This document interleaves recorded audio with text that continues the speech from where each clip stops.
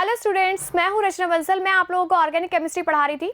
Organic chemistry के अंदर हम पढ़ रहे थे haloalkanes and haloarenes. इनकी हम प्रिपरेशन के बारे में पढ़ चुके थे। आज हम स्टार्ट करने जा रहे हैं फिजिकल एंड केमिकल प्रॉपर्टीज। ठीक है, तो फिजिकल प्रॉपर्टीज के अंदर हम देखते हैं सबसे पहले फिजिकल स्टेट एंड ऑर्डर, कि इनकी भौतिक अवस्था क्या है और इनकी स्मेल कैसी होती है। तो देखिए, जो एल्किल हैलाइड्स होते हैं वो कैसे होते हैं, कलरलेस होते हैं और इनकी स्मेल कैसी होती है, स्वीट स्मेल होती है, मतलब प्लीजेंट सी स्मेल होती है, बहुत ही अच्छी स्मेल होती है। एंड ऑयली लिक्विड्स होते हैं, और कैसे मिलते हैं ये, ऑयली लिक्विड फॉर्म में मिलते हैं। कुछ गैसियस फॉर्म में मिलते हैं, वो हम देख लेते हैं कौन कौन से हैं, जैसे methyl fluoride, methyl chloride, ethyl fluoride और इथाइल क्लोराइड। ये किस में मिलते हैं, गैसियस फॉर्म में मिलते हैं।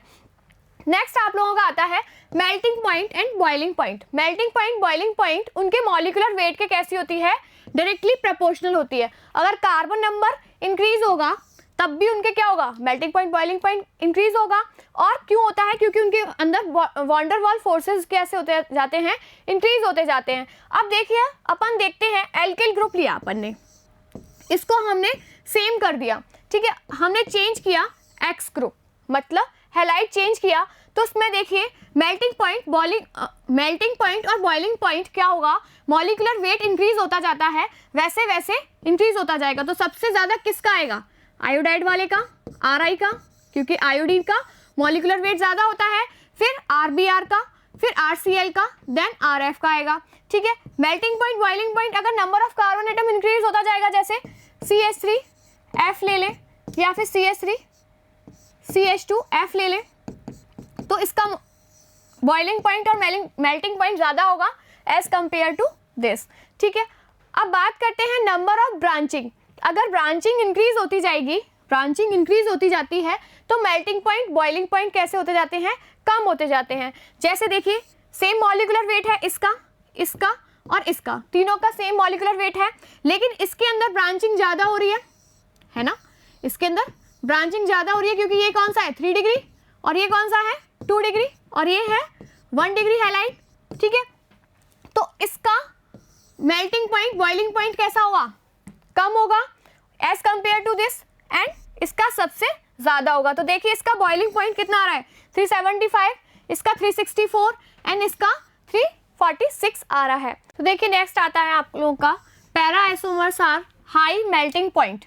पैरा आइसोमर्स का क्या होता है, मेल्टिंग पॉइंट हाई होता है as compare to their ortho and meta isomers. तो मेल्टिंग पॉइंट कैसा होगा, इनका हाई होगा, because of symmetry of para isomers that fits in the crystal lattice. Crystal lattice के अंदर कौन होते हैं, सॉलिड। तो सॉलिड अगर अच्छे से व्यवस्थित होंगे, है ना, तो उनका मेल्टिंग पॉइंट कैसा होगा, हाई होगा, better as compare to ortho and meta isomers. तो देखिए, इसके अंदर मेल्टिंग पॉइंट देखते हैं, तो देखिए ऑर्थो वाले का 256 है और इसका कितना है 249 है, लेकिन देखिए पैरा वाले का 323 आया है। बॉइलिंग पॉइंट देखते हैं, तो बॉइलिंग पॉइंट में देखिए ऑर्थो वाले का सबसे ज़्यादा, फिर पैरा वाले का और फिर मेटा वाले का आता है। देखिए, ये आप लोगों को लर्न रखना है कि मेल्टिंग पॉइंट के बारे में तो मैं आप लोगों को बता देती हूँ कि मेल्टिंग पॉइंट में सिमेट्री होती है इसकी, इसीलिए इसका मेल्टिंग पॉइंट कैसा होता है, हाई होता है। जैसे अपन के चेयर के ऊपर चेयर, चेयर के ऊपर चेयर इस तरीके से व्यवस्थित करते हैं ना घर पर, तो आराम से इजीली व्यवस्थित हो जाती है, सिमेट्री होती है इन दोनों, इनके बीच में। देखिए, इस तरीके से इसको अलग किया जा सकता है, तो सिमेट्रिक मॉलिक्यूल है, एक सिमेट्री के अंदर ही तो है। देखिए, यहाँ पर भी सिमेट्री प्रेजेंट है ना। तो अब इसके अंदर सिमेट्री प्रेजेंट होने की वजह से ये क्या होता है, क्रिस्टल लैटिस में एक बहुत ही अच्छे तरीके से व्यवस्थित होता है, इसीलिए इसका मेल्टिंग पॉइंट हाई हो जाता है। ठीक है, नेक्स्ट आप लोगों का आता है सॉल्युबिलिटी। सॉल्युबिलिटी के अंदर हम देखते हैं the haloalkanes are very slightly soluble in water. Water के अंदर कम सॉल्युबल होती है, लेकिन जो हेलो एल्केन्स होती हैं वो ऑर्गेनिक सॉल्वेंट के अंदर कैसी होती हैं, इजीली डिसॉल्व हो जाती है, क्योंकि इनके बीच में जो इंटरमॉलिक्यूलर फोर्स जनरेट होते हैं डिसॉल्व होने के बाद, वो सेम होते हैं जो कि इनके पहले से होते हैं। ठीक है, तो देखिए इसके अंदर ये ऑर्गेनिक सॉल्वेंट के अंदर कैसे हो जाते हैं, इजीली सॉल्युबल हो जाता है। ठीक है, डेंसिटी की बात करते हैं, तो density increase with increase in the number of carbon atom. Carbon atom increase होता जाएगा, क्योंकि डेंसिटी क्या होती है, m/v। m क्या है, मोलर मास। ठीक है, जो मास है वो। अब इसके अंदर हम देखते हैं कि कार्बन एटम जैसे जैसे इंक्रीज होता जाएगा, तो मास क्या होता जाएगा, इंक्रीज होता जाएगा। अब जैसे इसके अंदर देखिए C3H7Cl, ठीक है, इसमें क्लोराइड है, इसमें ब्रोमाइड है और इसमें आयोडाइड है, ठीक है। यहाँ पर मॉलिक्यूलर वेट कैसा हो रहा है, ज़्यादा हो रहा है, तो देखिए इसकी डेंसिटी ज़्यादा है, इसकी कम है। अब इसके अंदर देखिए Cl2, number of molecules increase होते जा रहे हैं, जैसे इसमें Cl2 है, इसमें Cl3 और इसमें CCl4 है, ठीक है। कार्बन का नंबर तो सेम है, लेकिन यहाँ पर 2 Cl है, यहाँ पर 3 है और यहाँ 4 है, तो देखिए डेंसिटी इंक्रीज हो रही है, यहाँ पर 1.3 और यहाँ पर 1.595 हो गई है। समझ में आया कि जैसे जैसे मॉलिक्यूलर वेट इंक्रीज होता जाएगा वैसे वैसे डेंसिटी इंक्रीज होती जाएगी, ठीक है। नेक्स्ट आप लोगों का आता है केमिकल प्रॉपर्टीज। केमिकल प्रॉपर्टीज के अंदर हम देखते हैं 3 तरीके की रिएक्शंस पढ़ेंगे इसके अंदर। एक तो न्यूक्लियोफिलिक सब्स्टिट्यूशन रिएक्शन, नेक्स्ट आता है एलिमिनेशन रिएक्शन और थर्ड पॉइंट आता है रिएक्शन विद मेटल्स, ठीक है। तो सबसे पहले इंपॉर्टेंट रिएक्शन है न्यूक्लियोफिलिक सब्स्टिट्यूशन रिएक्शन। देखिए न्यूक्लियोफिलिक सब्स्टिट्यूशन रिएक्शन, इसके अंदर न्यूक्लियोफाइल अटैक करता है इस पर एल्किल हैलाइड पर। एल्किल हैलाइड पर जो CX बॉन्ड है वो कैसा है, पोलर बॉन्ड है। अब इस बॉन्ड के पोलर होने की वजह से इस पर क्या आता है, पार्शियली नेगेटिव, क्योंकि जो हैलाइड्स हैं वो अपने कैसे हैं, इलेक्ट्रोनेगेटिविटी ज़्यादा है, उन पर नेगेटिव चार्ज ज़्यादा आएगा। अब इस पर पॉजिटिव चार्ज आएगा। अब इस कार्बन पर कौन अटैक करता है, न्यूक्लियोफाइल। अब कार्बन पर न्यूक्लियोफाइल अटैक करता है, इसने इस तरफ से अटैक किया और X माइनस अलग हो जाता है, लिविंग ग्रुप की फॉर्म में अलग हो जाएगा। अब देखिए न्यूक्लियोफाइल किस तरीके से होते हैं, जो NaOH है इसमें या फिर KOH, इसके अंदर जो न्यूक्लियोफाइल होगा वो OH माइनस होगा और सब्स्टिट्यूटेड प्रोडक्ट जो बनेगा वो क्या बनेगा, अपना एल्कोहल फॉर्म होगा।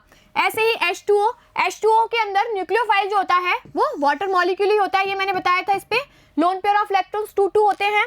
अब इसके अंदर जो प्रोडक्ट बनता है वो भी क्या बनता है, एल्कोहल फॉर्म होता है। ऐसे ही NaOR के बीच में OR नेगेटिव, ठीक है, और बनेगा क्या, ईथर्स फॉर्म होंगे।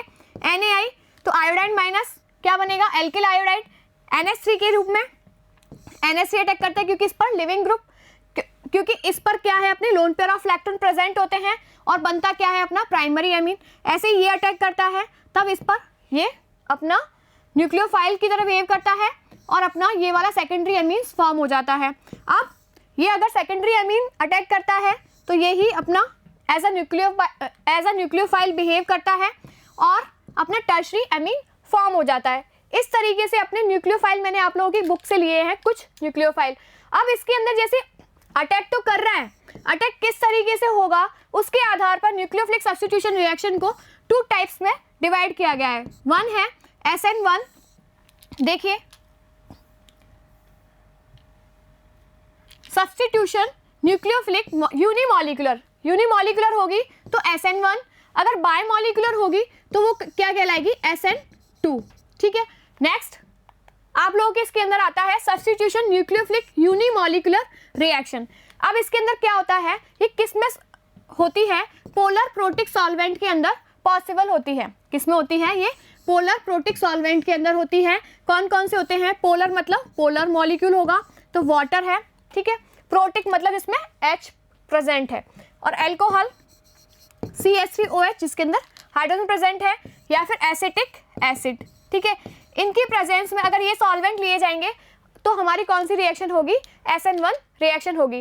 अब ये जो फॉलो करती है वो कौन सी काइनेटिक को फॉलो करती है, फर्स्ट ऑर्डर काइनेटिक को फॉलो करती है। फर्स्ट ऑर्डर काइनेटिक क्या होती है, जिसके अंदर जो रेट ऑफ रिएक्शन होती है वो किस पर डिपेंड करती है, सिर्फ और सिर्फ रिएक्टेंट मॉलिक्यूल पर डिपेंड करती है, अटैकिंग न्यूक्लियोफाइल पर डिपेंड नहीं करती है। अब देखिए इसके अंदर ये हमने रिएक्टेंट लिया, टर्शरी ब्यूटाइल ब्रोमाइड, हमने क्या लिया, रिएक्टेंट लिया जिसका IUPAC नेम है 2-bromo-2-methyl प्रोपेन। अब इस पर किसने अटैक किया, ये OH माइनस न्यूक्लियोफाइल है, ठीक है। इस पर अटैक करके क्या बनाया, 2-methyl प्रोपेन 2-ऑल एल्कोहल फॉर्म किया और ब्रोमाइड माइनस लिविंग ग्रुप की रूप में अलग हो गया, ठीक है। अब देखते हैं इसके अंदर 2 स्टेप में ये प्रोसेस होती है। देखिए ये याद रखना, अगर SN1 लिखा हुआ है तो देख लेना यहाँ पर 1 लिखा हुआ है तो ये रिएक्शन तो यूनिमॉलिक्यूलर होगी, लेकिन ये कितने स्टेप में हो रही होगी, 2 स्टेप में हो रही होगी, ठीक है। देखिए तो 2 स्टेप में प्रोसेस होती है। इसमें जो फर्स्ट स्टेप होता है वो कैसा होता है, स्लो स्टेप होता है। सबसे पहले हम स्लो ही तो चलते हैं, देन हमको चीज़ें आ जाती हैं तब हम फास्ट चल लेते हैं, इस तरीके से याद रखना। तो फर्स्ट स्टेप होता है वो स्लो स्टेप होता है, जिसके अंदर क्या होता है, अपना पहले लिविंग ग्रुप अलग हो जाता है, जो ब्रोमाइड है वो क्या होगा, अलग हो जाएगा और कार्बोकेटाइन स्पीसीज फॉर्म हो जाती है। क्या बनता है, अपना इंटरमीडिएट फॉर्म होता है, जो कि कैसा है, कार्बोकेटाइन। अब कार्बोकेटाइन आप लोगों को पता है कैसा होता है, प्लेनर स्ट्रक्चर होती है। अब प्लेनर स्ट्रक्चर है, अब इस पर आएगा न्यूक्लियोफाइल, ठीक है। अब न्यूक्लियोफाइल इस तरीके से प्लेनर स्ट्रक्चर है कार्बोकेटाइन की, तो न्यूक्लियोफाइल इधर से भी आ सकता है और नीचे से भी आ सकता है। मान लो इस तरीके से प्लेन के अंदर है, या तो इस प्लेन में हो, किसी भी प्लेन में हो सकता है। तो मान लो मेरा इस प्लेन के अंदर है, ठीक है, यहाँ पर प्लेन लगा हुआ है, तो कार्बोकेटाइन या तो अपना न्यूक्लियोफाइल इधर से आए ऐसे चलता हुआ, या फिर न्यूक्लियोफाइल इधर से चलता हुआ है, कहीं से भी आ सकता है। तो दो तरीके के प्रोडक्ट बनेंगे। देखिए न्यूक्लियोफाइल ऊपर से आया या फिर नीचे से आया, दो तरीके के प्रोडक्ट फॉर्म होते हैं यहाँ पर, ठीक है। तो ये कौन सी प्रोसेस होती है, फास्ट प्रोसेस होती है। इसके अंदर हम देखते हैं फर्स्ट ऑर्डर काइनेटिक्स होती है। फर्स्ट ऑर्डर काइनेटिक्स होगी तो depends upon the concentration of only one reactant, सिर्फ और सिर्फ इसकी कंसंट्रेशन पर डिपेंड करती है रेट ऑफ रिएक्शन। ये याद रखना है आप लोगों को, ठीक है। One reactant which is a tertiary butyl bromide, इसके अंदर टर्शरी ब्यूटिल ब्रोमाइड है। हम जो भी रिएक्टेंट लेंगे उसके ऊपर डिपेंड करती है SN1 रिएक्शन, न्यूक्लियोफाइल की कंसंट्रेशन पर डिपेंड नहीं करती है, ठीक है। अब इसके अंदर देखते हैं order of reactivity of alkyl halide towards SN1। अब इसके अंदर रिएक्टिविटी ऑर्डर देखते हैं हम, ठीक है, ठीक है। रिएक्टिविटी ऑर्डर के अंदर देखिए, हमने देखा यहाँ पर क्या बन रहा है, 3 डिग्री कार्बोकेटाइन बन रहा है। अब 3 डिग्री कार्बोकेटाइन कैसा होता है, सबसे ज्यादा स्टेबल होता है। अब टर्शरी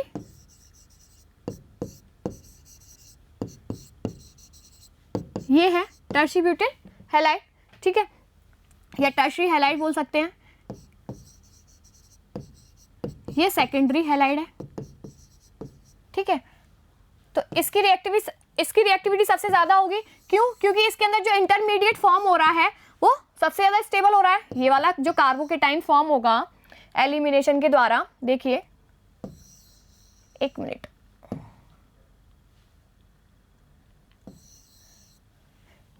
एलिमिनेशन के द्वारा ये वाला जो कार्बोकेटाइन फॉर्म होगा वो कैसा है, सबसे ज्यादा स्टेबल है एज कंपेयर टू दिस, है ना। अब इसके अंदर जो बनेगा कार्बोकेटाइन वो कौन सा बनेगा, 2 डिग्री। देखिए यहाँ पर कार्बोकेटाइन बना दीजिए, ये 2 डिग्री कार्बोकेटाइन है, ठीक है। अब उससे ज्यादा स्टेबल किसका, उससे कम स्टेबल किसका होगा, प्राइमरी हैलाइड होंगे, फिर CH3X होगा, ठीक है। अब बात करते हैं एलाइलिक एंड बेंजाइलिक हैलाइड्स की। एलाइलिक हैलाइड्स आप लोगों को पता है कौन से होते हैं, देखिए ये वाले CH2, इसके साथ तो इसकी बॉन्डिंग बहुत अच्छी थी, लेकिन इसके साथ इसकी बॉन्डिंग कैसी थी, एलाइलिक टाइप की, तो ये कैसा हुआ, एलाइलिक हैलाइड है। अब हैलाइड को निकाल दिया जाए तो यहाँ पर क्या आ जाएगा, पॉजिटिव चार्ज आया।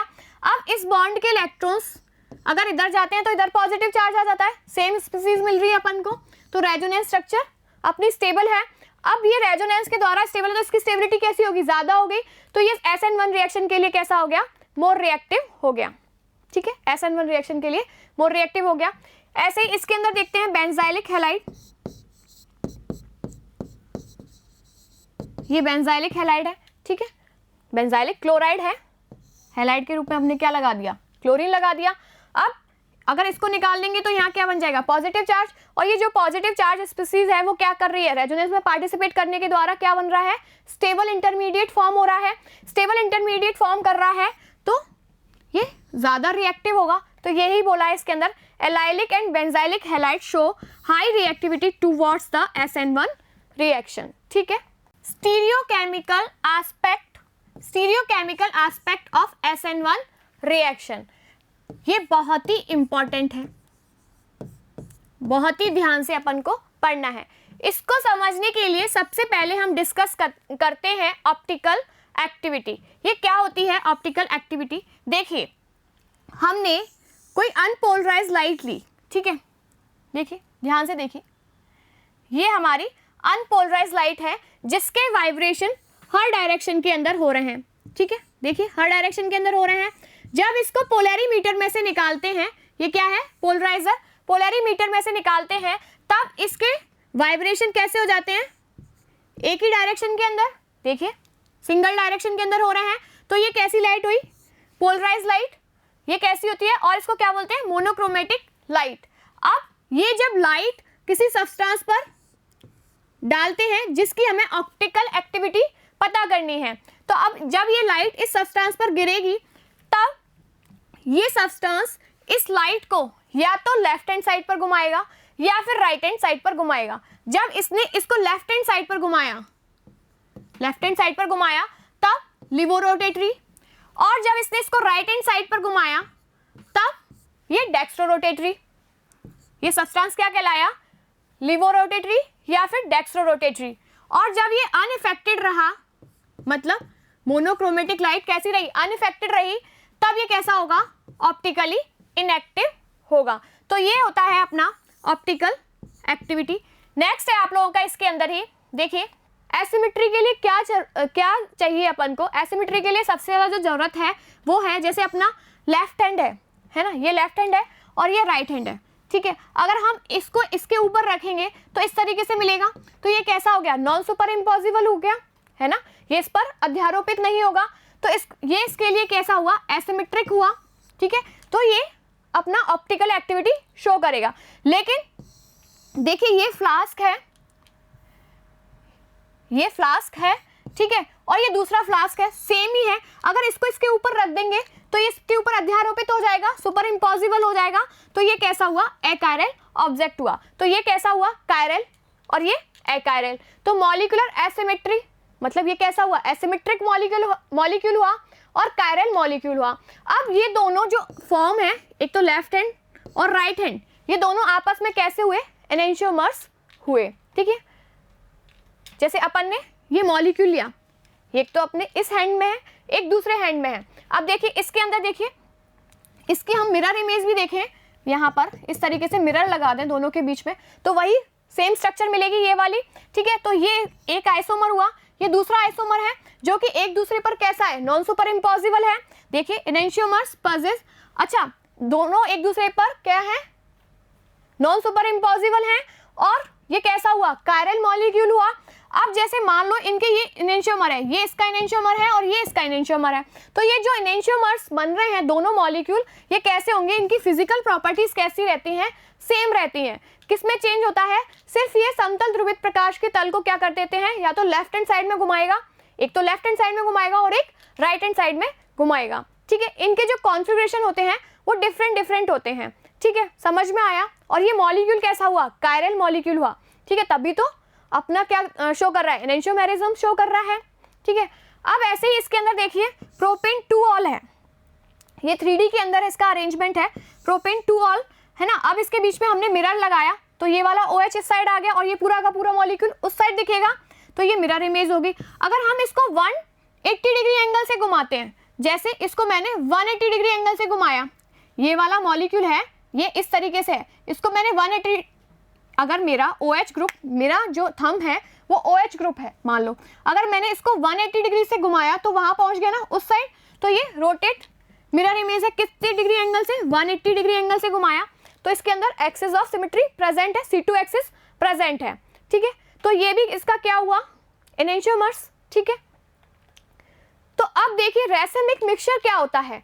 तो ये मिक्सचर, कोई मिक्सचर है उसके अंदर 2 एनेंशियोमर्स, मतलब ये वाला और ये वाला एनेंशियोमर्स इन इक्वल प्रोपोर्शंस, मतलब ये 50% है तो ये भी 50%, ठीक है,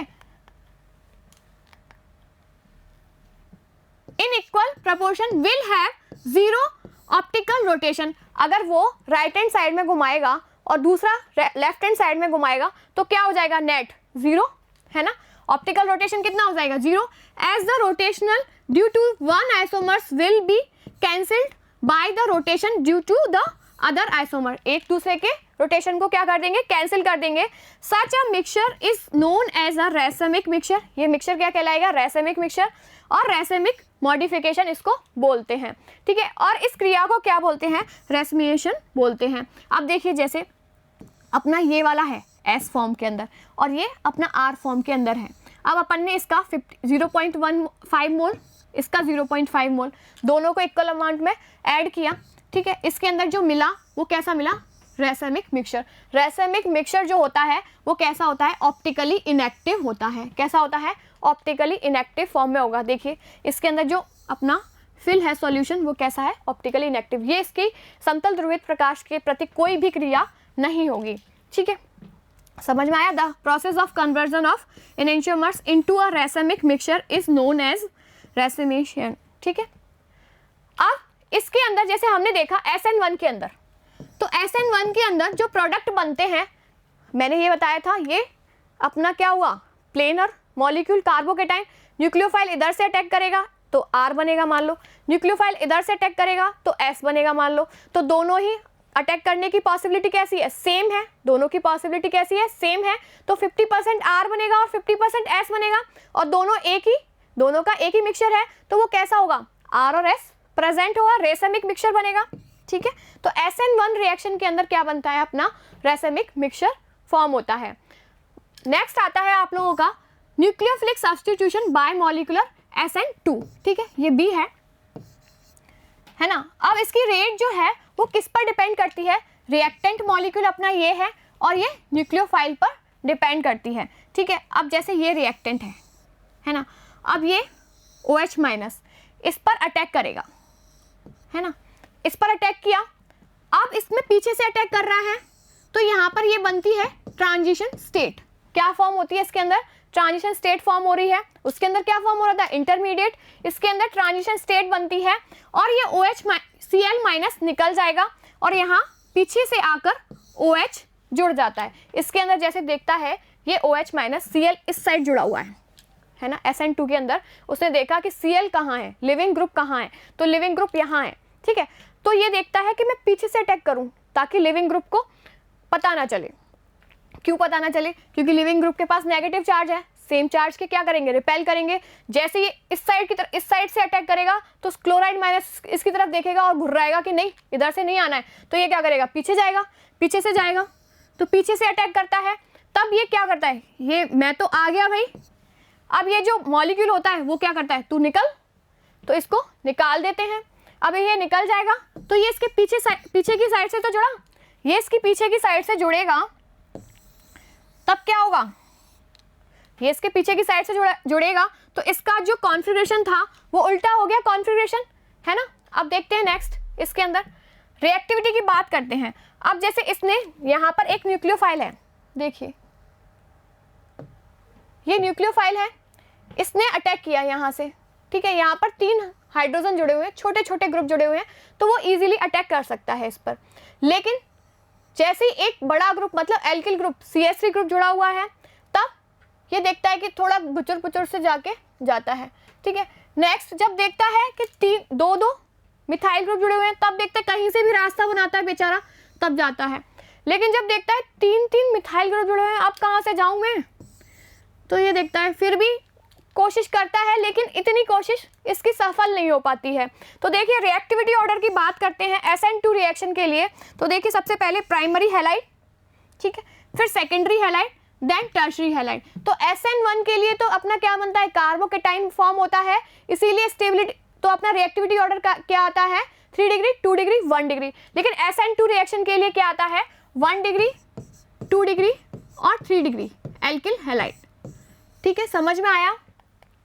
तो इसके अंदर देखते हैं हम स्टीरियोकेमिकल एस्पेक्ट।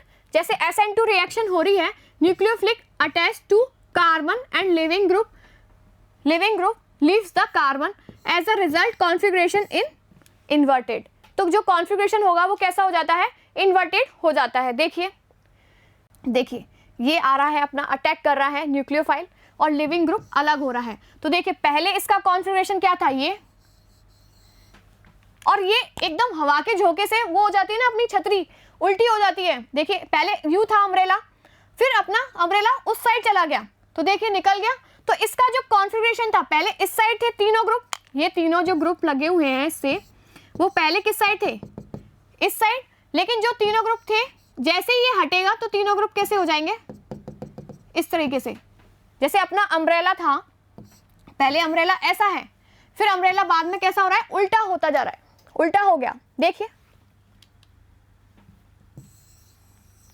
ये न्यूक्लियोफाइल आ रहा है ग्रीन कलर का, है ना, और ये लिविंग ग्रुप निकल रहा है। जैसे ही न्यूक्लियोफाइल आया वैसे ही लिविंग ग्रुप निकल गया, एक ही स्टेप के अंदर हो रहा है, एक ही स्टेप के अंदर हो रहा है, तो सिंगल स्टेप प्रोसेस होती है, ठीक है। नेक्स्ट आप लोगों का आता है रिटेंशन। रिटेंशन क्या होता है? Retention of configuration is the preservation of special arrangement, मतलब जैसा अरेंजमेंट है वैसा ही रहेगा, तो वो कैसा होगा? रिटेंशन। मतलब उसके अंदर तो क्या हो रहा था? इन्वर्जन हो रहा था, वॉल्डन इन्वर्ट, इसको क्या बोलते हैं? वॉल्डन इन्वर्जन बोलते हैं। लेकिन इसके अंदर रिटेंशन मतलब जैसा मॉलिक्यूल था अपना रिएक्टेंट, अगर उसकी कॉन्फ़िगरेशन R थी तो R ही रहेगी आफ्टर रिएक्शन। तो ऐसा किस में होता है? SNI मैकेनिज्म के अंदर होता है, ठीक है। जैसे ये वाला मॉलिक्यूल है, इसमें OH ग्रुप इस साइड जुड़ा हुआ है, तो जो अपना न्यूक्लियोफाइल जुड़ेगा वो भी कहाँ जुड़ रहा है? इसी साइड जुड़ रहा है, तो इसको बोलेंगे रिटेंशन, ठीक है। नेक्स्ट आप लोगों का आता है एलिमिनेशन रिएक्शन, है ना। अपन ने सब्स्टिट्यूशन पढ़ ली, अब नेक्स्ट है अपनी elimination reaction. When a haloalkanes with beta hydrogen, अपनी मान लो हेलो एल्केन्स है, जैसे CH3 CH2 और ये X, ठीक है। अब इसमें जो जिस कार्बन से हेलोजन जुड़ा हुआ है वो तो कैसा है? अल्फा, है ना, और इसको क्या बोलेंगे? अल्फा हाइड्रोजन, और इस कार्बन को बोलेंगे अल्फा कार्बन। अब ये जो कार्बन है वो कैसा है? बीटा, है ना। इससे जुड़ा हुआ, यहां पर CH2 लिख दूं, और इससे जुड़ा हुआ जो हाइड्रोजन है वो भी कैसा है? बीटा हाइड्रोजन है, ठीक है। अब क्या होगा? एक तो ये हेलोजन निकलेगा और साथ में बीटा हाइड्रोजन निकल जाएगा, किसकी प्रेजेंस में? Alcoholic solution of potassium hydroxide, alcoholic KOH की प्रेजेंस में। एक तो Cl निकल जाए, ये वाला Cl निकल जाए, या फिर कोई भी हैलाइड है वो निकल जाए, और या फिर और एक बीटा हाइड्रोजन निकल जाए, तो इस प्रोसेस को क्या बोलते हैं? एलिमिनेशन रिएक्शन बोलते हैं, है ना। और इस रिएक्शन को और भी क्या बोलते हैं? Beta elimination. बीटा एलिमिनेशन क्यों बोलते हैं? क्योंकि बीटा हाइड्रोजन निकलता है, इसीलिए इसको क्या बोलते हैं? बीटा एलिमिनेशन बोलते हैं। तो देखिए बेस की प्रेजेंस में क्या होगा? पहले ये हाइड्रोजन को निकालेगा, हाइड्रोजन को निकालने के बाद यहाँ क्या? पॉजिटिव जनरेट कर देगा, देन अपना एल्कीन फॉर्म हो जाता है। देखिए एल्कोहलिक KOH की प्रेजेंस में हो रही है ये रिएक्शन। अब इसके पास ये हेलोजन है, अब हेलोजन के साइड वाला कार्बन बीटा, और इससे कोई सा भी हाइड्रोजन रिप्लेस होकर अपने को एल्कीन फॉर्म हो जाती है, ठीक है। अब इसके अंदर जैसे मान लो हमारा इस तरीके का रिएक्टेंट है, देखिए अपने पास यहाँ पर क्या है? हेलोजन्स है, यहाँ पर अपने पास हेलोजन है, ठीक है। अब ये हेलोजन जब निकलेगी, है ना, ये वाला हेलोजन निकलेगा, तब क्या होगा? इसका अल्फा हाइड्रो बीटा कार्बन ये है और बीटा कार्बन ये है, दोनों तरफ बीटा बीटा कार्बन प्रेजेंट है।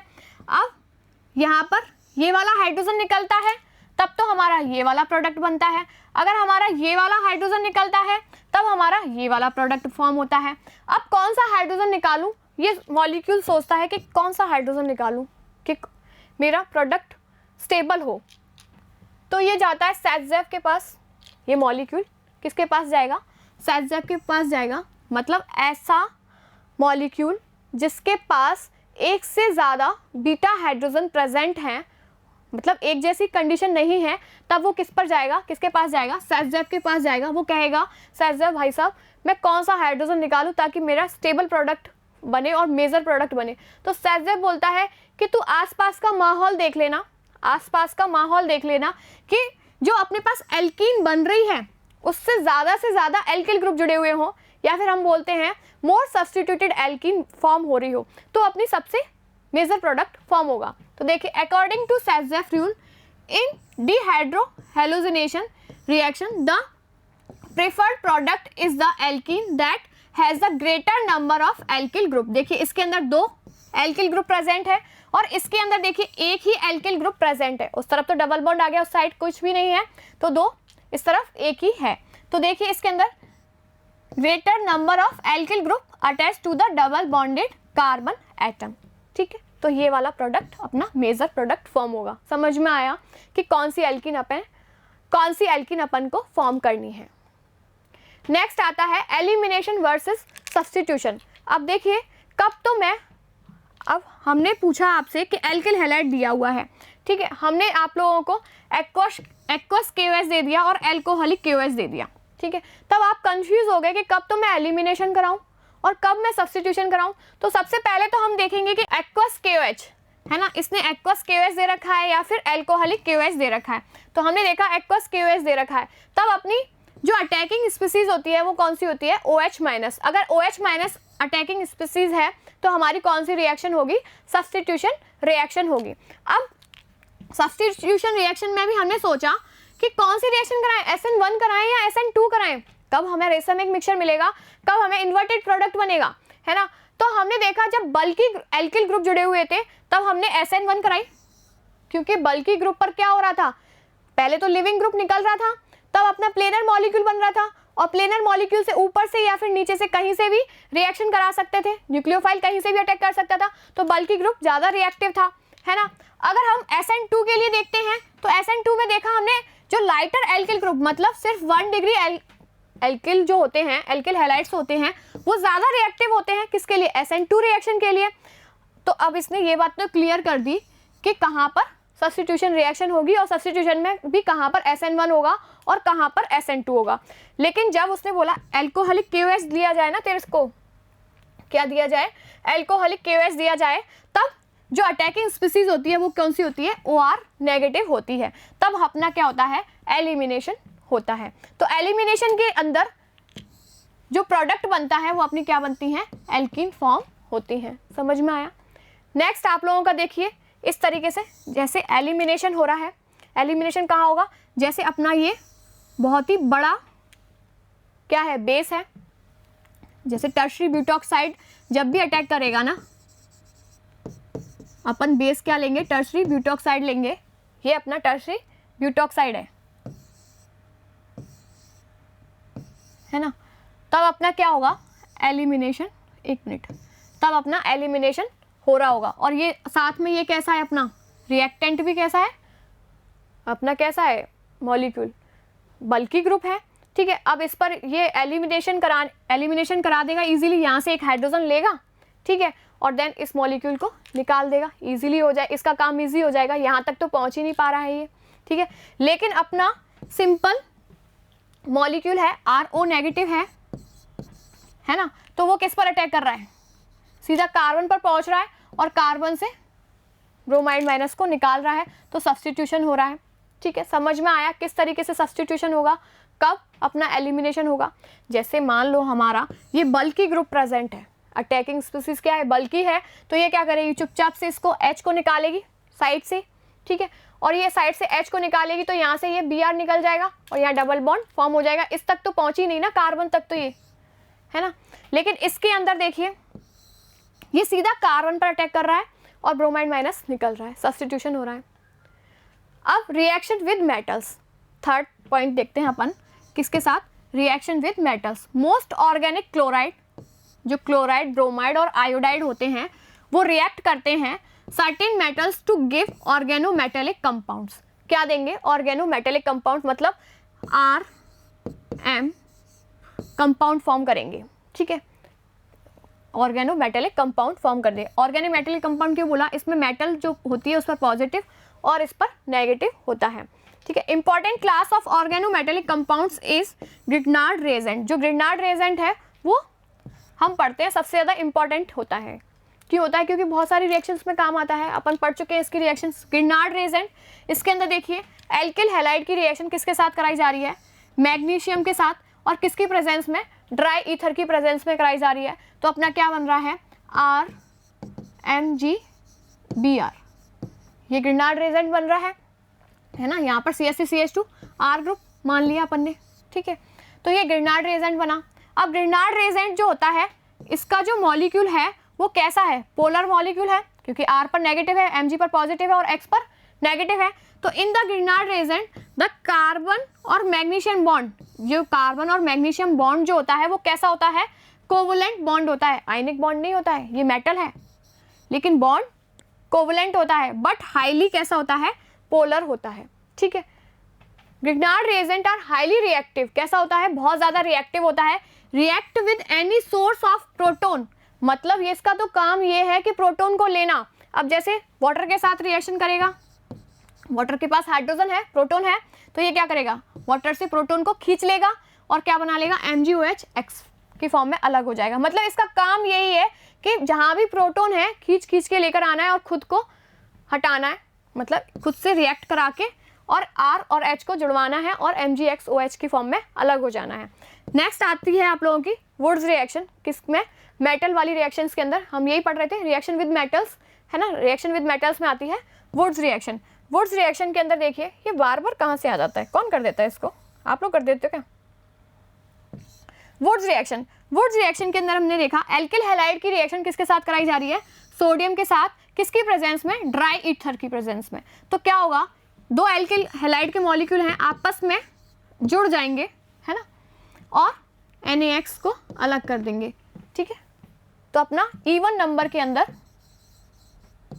प्रोडक्ट, इवन नंबर के अंदर जिसमें कार्बन प्रेजेंट होते हैं वो प्रोडक्ट फॉर्म हो जाता है, ठीक है। इस तरीके से हमने इसकी केमिकल रिएक्शंस के बारे में पढ़ा।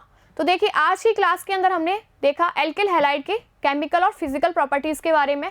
नेक्स्ट क्लास के अंदर हम पढ़ेंगे एरिल हैलाइड की केमिकल प्रॉपर्टीज़ के बारे में, ठीक है। आज की क्लास हम यहीं तक रखते हैं। Thank you.